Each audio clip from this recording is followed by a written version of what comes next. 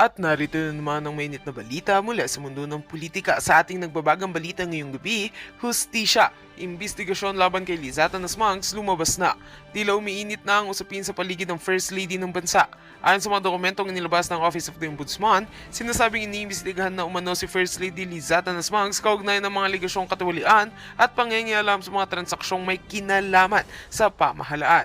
Base sa ulat, may mga umano'y ebidensya na nagsusulong sa posibleng pananagutan ni Ginang Marcos sa ilang kontratang gobyerno na di umano'y naimpluwensyahan niya. Isa sa mga kontratang ito ay kaugnay ng malalaking infrastructure projects na pinaniniwalaang may conflict of interest. Sa kasalukuyan, kinumpirma ng Ombudsman na may preliminary investigation ng isinasagawa upang alamin kung may sapat na batayan para sampahan siya ng kaso. Samantala, kinumpirma naman ng Malacanang na walang nilalabag na batas ang First Lady at iginiit na isa lamang itong bahagi ng mga smear campaign laban sa administrasyon. Sinabi ng tagapagsalita ng palasyo na walang basihan ang mga aligasyon at nananatili ang tiwala ng Pangulo sa kanyang asawa. Ngunit ayon sa ilang legal experts, posibleng umabot sa criminal liability ang issue kung mapapatunayan ang direktang paglabag sa anti-graft law ng bansa. Habang patuloy ang investigasyon, marami ang nananawagan ng hustisya at transparency. Sa social media, trending ang hashtag Imbestigasyon ng Bayan at hashtag Liza Marcos issue. Kung sakaling makitaan ng probable cause, posible umanong maharap sa kasong kriminal si Ginang Marcos. At kung mapatunayang guilty, hindi imposible ang pagkakakulong. Patuloy naming babantayan ang usaping ito at mag-uulat ng anumang bagong detalye. At yan nga ang mga balitang ating pagkakatutukan, at kung bago ka pa lamang sa aking channel ay huwag kakalimutang mag-like, share and subscribe para updated ka sa aming mga bagong balita dito sa TATAK Pinas.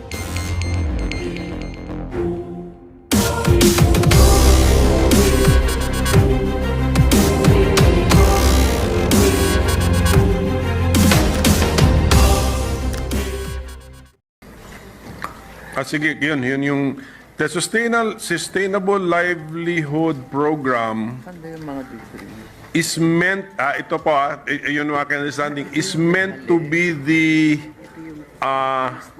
follow-up program for those who have improved their life circumstances under the 4Ps program.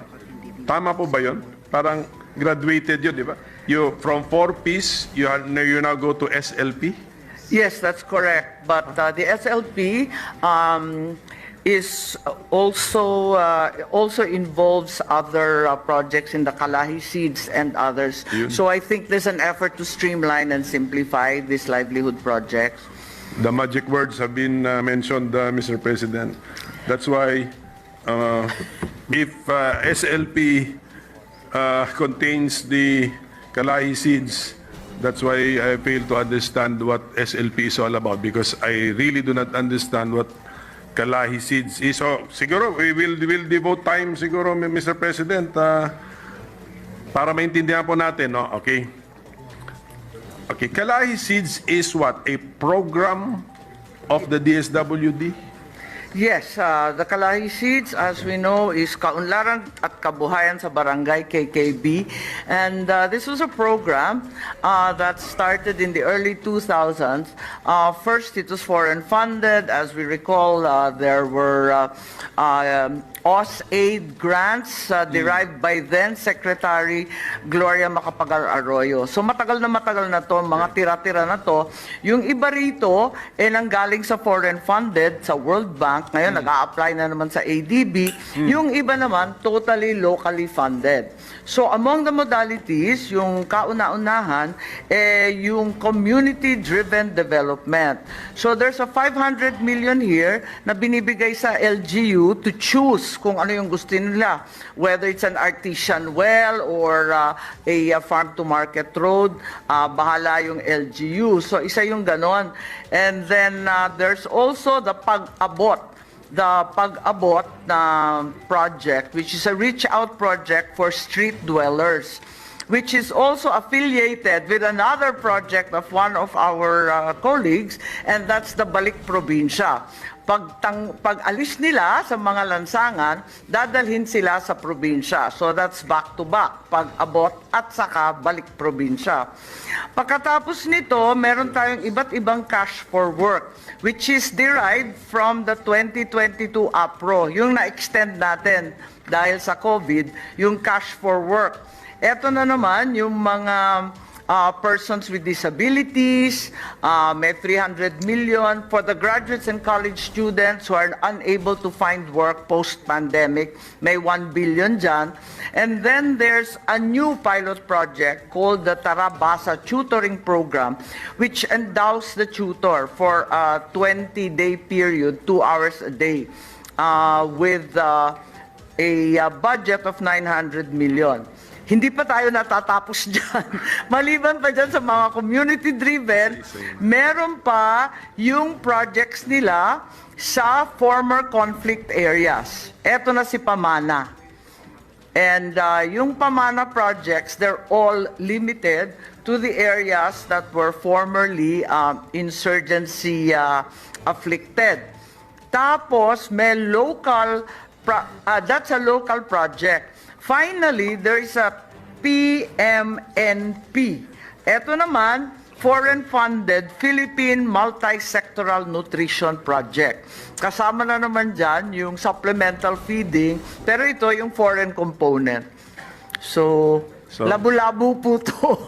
Kaya nga parang nakita ko na parang the program wants to be a mini government, but ang main function is to extend assistance. Yan lang. Basta iba-iba kahit anong problema. Pero so if this is a program, sige nga, how long has this been a program of the DSWD? Huwag na muna natin pag-usapan yung components of the program, but as a program. I believe that this has been going on for over 20 years because I recall that Can we have the year? I think DSWD should know the year. 2003. So this is a 20-year program, and in 2017, the minority leader himself initially proposed the Kalahi KKB. I believe that seems to be on record as one of your initiatives, Bob. Well, I think I will disown that that initiative. I have no idea. I have no recollection, Mr. President, that I have understood this Kalahi program. So I would not have proposed that, Mr. I President. believe it has morphed since the time you initially proposed it Okay. as a community development program. If it's is this program intended to have a natural lifespan? Is this program to expire in the future? Yung foreign funded na infra last year and next year. Yes, if we notice the World Bank foreign-funded infra component, the infra component will already expand by the end of 2024, December. So yun, patapos na yun. Yung OSAID is long gone. I think there's an application for additional funding with the ADB naman, and this is for more additional community-driven development programs. So, may natatapos naman po. Hindi, pero since meron pa tayo ADB application, we don't intend it to end in the near future, bale. Yeah, we're extending the program. We're borrowing pa ADB. Yun po. These are exploratory talks. There's nothing firm yet. But the effects, the intention of this community-driven development program, na humihingi sila ng additional funding, was to respond to the effects of COVID and the continuing disasters in its wake. So, yung mga far-flung provincial communities ang ina-address niyan. Does this, since this looks like it's a very important program of the DSWD and also well-funded and it has a large budgetary impact, meron naman siguro kayong comprehensive brochure about this program? Sige nga, pag-aralan, Pag kailangan po yata ito talaga Yes, I've upuan na, opo, Mr. President. Yes, tama po si Minority Leader. Actually, I compelled them to list all the different modalities since there seem to be so many different forms and shapes of this program. Essentially, I believe this has been work in progress. Every time there's some kind of an emergency, a program is birthed from the disaster, the epidemic, and all other calamities. Sige po, sige. But since we're talking about the budget, sige, para po maintindihan po natin, no? The budget for the Office of the Secretary in the committee report, 241.8 billion. Okay, how much of this would be under the Kalahi SIDS program? It's 2.9. It's 2.9. Originally 3.82. It's now 2.934 billion. Okay, 2.9 billion pesos. Of that, 241 is for the Kalahi SIDS program. And this is the 2.9 are the locally generated funds. May foreign component pa ito? Wala. That's already our share. That's the breakdown I read earlier among the different projects like the Pag-abot, Balik Probinsya, Cash for Work, etc. That's all locally funded. Loan proceeds to be devoted to Kalahi. Magkano? Yes. There's only one loan left. I think that's a 3.7 billion Okay. for additional financing of the post-COVID loan. Additional finance. And our counterpart and payment is contained in the unprogrammed section. So Yes, that's how much doon? the loan proceeds is Yes, it's 3.7 billion. Yes, okay. Unprogrammed po ito? Unprogrammed Yes, appropriation. it's right now in the unprogrammed, although there's a request that it be included in the GAA given the delays and sometimes the uncertainty of unprogrammed Okay. items. If this item in the unprogrammed appropriations to the tune of 3.7 billion, should it be released? Okay, may possibility naman ma-release yun. Oo naman. So, I will add this to the 2.9 billion. So, 6.6 billion ang ating Altogether. budget for Kalay Seeds. Yes, Klaro? 2.9 plus 3.7. Sige.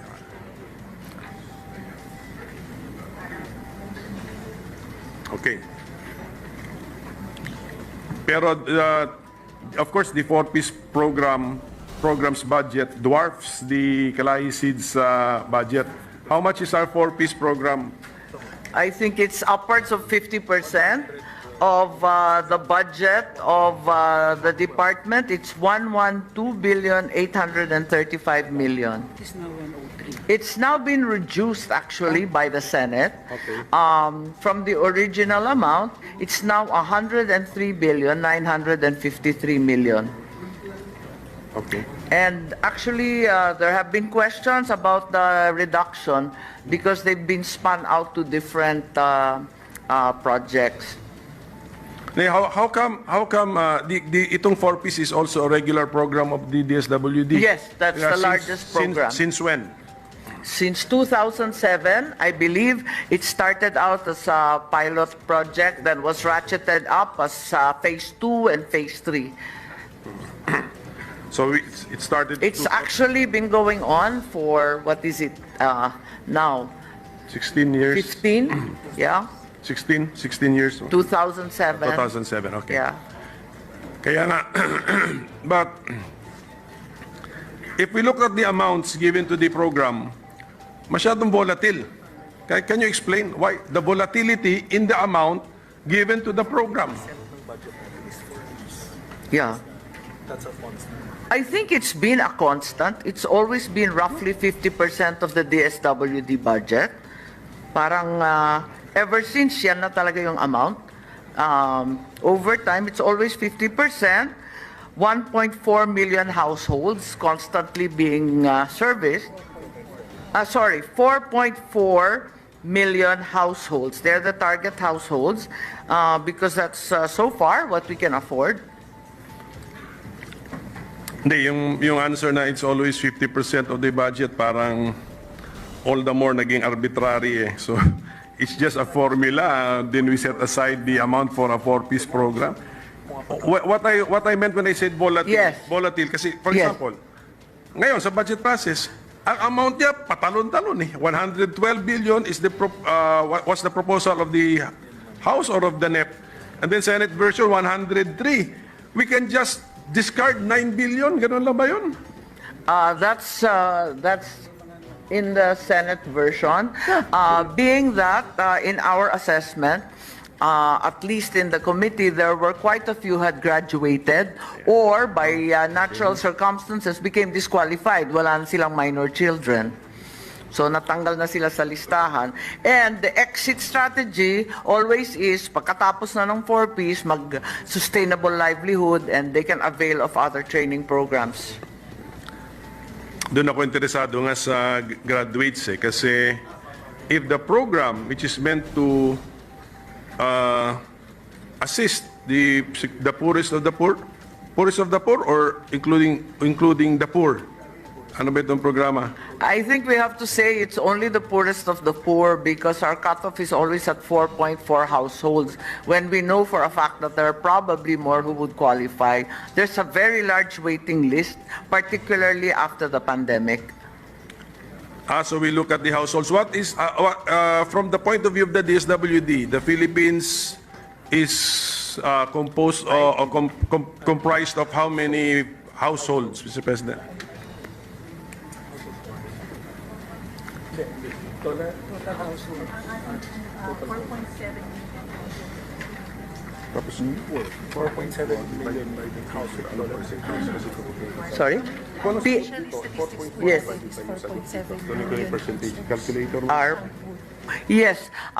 Whereas DSWD is only able to service 4.4, the PSA states that there's a 4.7 impoverished household figure. So there's still a significant number that await some help. Yes, but siyempre, if you talk about households, siguro the DSWD has an idea how many total households in the Philippines, kasama Forbes Park. Yan ang tanong ko. Total. Yung total. Opo. Because they always deal with the poor. No, I think it's upwards of 20 million households. 20 million households. Oo. Pero dun sa 20 million, yung considered poor, nasa 6 million. Ang nasa survey is 4.4. Tama ba? Mali yung sinabi kanina. Mali yung sinabi kanina. Yan na naman tayo, PSA, talagang pinapabalik natin bukas dahil yung pagdating talaga sa statistics, mali-mali tayo. Tama. So what is now the final Now, answer? yes, so it seems Pero Mr. President, ang kawawa si PSA, siya ang pinapabalik. Tama. Actually, di ba nagka-problema na tayo dyan kasi yung listahanan kung family versus household, tapos yung poverty thresholds, iba-iba rin kasi. Tapos ngayon, nasa CGMP naman tayo, iba na namang listahan yon. So in any case, apparently there are 20 million households recorded in the Philippines. 6 million are assumed to be poor. 4.4 million are actually served by the 4-piece program. From the point of view of our policymakers and program designers in the DSWD, 6 million households you assume them to be poor. Yes. Tama? Yun po narinig That's ko. the finding of Assumed the to be PSA. poor. Well, that's the finding of the PSA. Kala ko 4.7. Sorry. Now it turns out it's not PSA to blame. Okay. It turns out it's the DSWD's own listahanan 3 that says 6 million are in fact poor out of the 20. Okay. Kaya ako tinatanong yun kasi nag-ratio percentaging ako eh. Tama. 6 of 20, 30%. 30%. 30% households. Yes, I believe so. Okay. Yeah, it's a very large sum. If we should follow that, then poverty incidence rates surveys must be in the vicinity of 30%. Is that the admission or the data of the current administration that the poverty incidence rate right now is 30%? Ano, kuya, tigil ko na. Hindi, percent. Level natin is like 19%. 18. Yes, I think that the poverty level that's officially stated is always 18%. But by these numbers, the minority leader is right. It's upwards of 30+%. So there needs Sinong to be paniniwalaan a natin? distinction between the two. Kasi yung listahan, hindi naman buong country pina-assess. Yes, I think it boils down to listahanan's weaknesses, and that's because listahanan does not assess the entire 20 million, but a mere 15 million. May tinira pang 5 million eh. And we should also probably consider that listahanan was finished during the time of COVID, so that the indicators would also... So we could be wasting money actually, giving to households who should not have qualified, if that is the reasoning, Mr. President. Sinasabi yung mga rich areas because I think there's a focus in the listahanan on the hunger hotspots, the really poverty-ridden areas, and they don't include the more prosperous regions. And as a result, it's skewed toward poverty, kaya napakataas. Hindi. Even if yung 5 million na hindi nyo sinurvey, consider na natin hindi poor, it's still 30%. It's still 30%. Yeah. It doesn't make any sense, Mr. President. Kasi you still boil down to 4.7 out of 15. So, malaki pa rin eh. This has always been the discussion. I think there's always been a problem with poverty data, and I'd be the first to say so, because as a governor, I had to disaggregate my own provincial data with great difficulty. Dahil unang-una nga, iba yung household at saka family, tapos yung consideration ng poor, malnourished, and so on, pa-iba-iba. So, eto nga. Kawawa kasi presidente rin, Mr. Presidente. Sa SONA niya, he mentions figures eh. Yes, 18% nga. Pati unemployment rate, naki-question natin, tinanong natin ang DOLE, mali-mali din ang mga figures. So ito, kung sabihin ng Presidente, poverty incidence rate will be down to 9% at the end of his term. Yun ang sabi. But the goal. The starting point is 22%. If the DSWD figures are to be believed, mali. It should be 30%. Then how can he bring it down to 9% at the end of his term, Mr. President? So let's help the administration. We help the President by feeding him correct figures, or siguro may factual basis naman po yung ating mga figures, hindi lang siguro baka desktop or tabletop calculations lang po ito.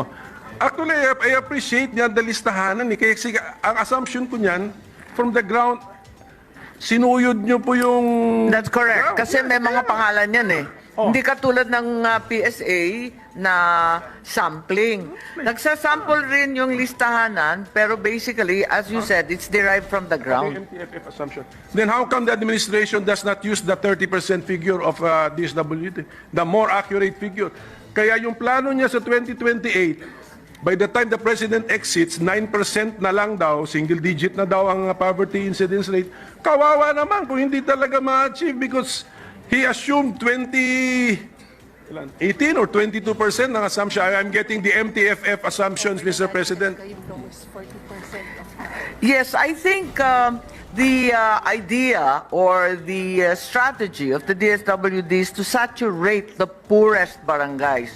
So yung more prosperous are excluded in their listing, which probably bloats the poverty number to 30%. It Kasi does not- saturation of rural and urban poor yan eh. Secretary, with your people, it does not nga eh.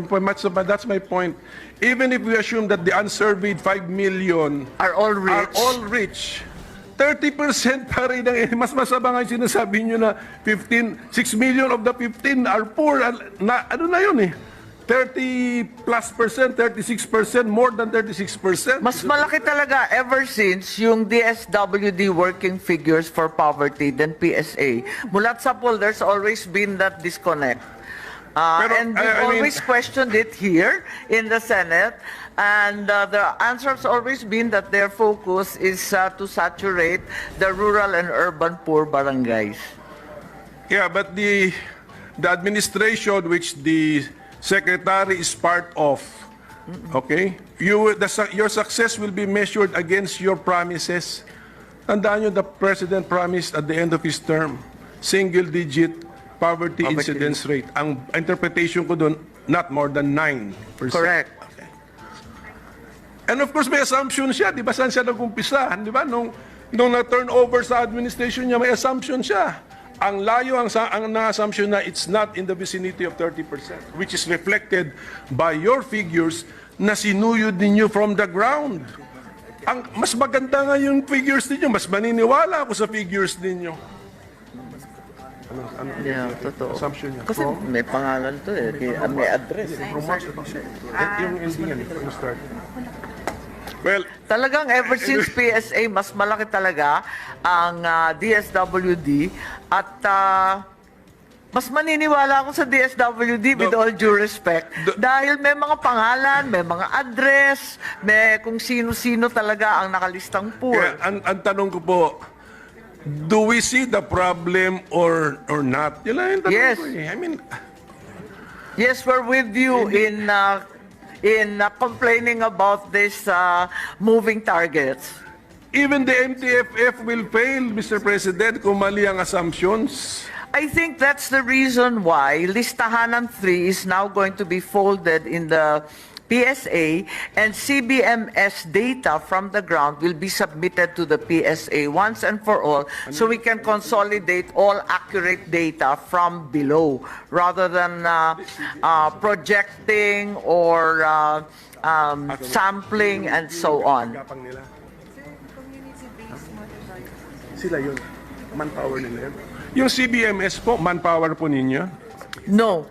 Kanino po? This is going to be a combination. It's an existing project of the LGUs. They will be guided and analyzed thereafter by the PSA para isahan na lang yung ating data at hindi pa iba-iba yung measure.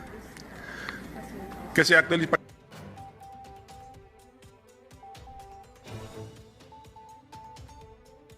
that listahanan used for any other programs of the DSWD? Is that important for AIX, for example? Ma'am, ayos din. But for other programs, even sa other departments, like the lifeline rate ng PRC, Yes, I think the listahanan, of which listahanan 3 is the last, ano? It's being used for lifeline rates for the ERC and other projects of other departments. In PhilHealth, for example, ginagamit din yan. Sa Unifast, whenever it gets paid by CHED, is also using listahanan 3 as the basis. AIX does not. AIX does not because it's derived largely by the DSWD together with the LGU when emergencies arise. Okay. But you have computerized systems in such a way that is a beneficiary allowed to accept the benefits of more than one program of the DSWD? Yes, they are actually. In principle, they should perhaps be called better, but the reality is there are different groups that are being addressed by different programs. So, for example, oo. Ito lang po for the information of everybody, especially the DSWD. Kasi Sorry. The Secretary is a member of the official family para ma-discuss niyo po to sa taas sa cabinet. That's correct. In your MTFF, the assumption 2021 poverty rate is 18.1. Okay. Kaya malakas ang loob ng economic planners, ng official family, and of the President to commit that at the end of his term, 9% ang poverty rate. So, okay? So just, input na lang po natin yan sa planning po ninyo kasi Pero it's the same. It's the same. It's still way off. ito, at least we're talking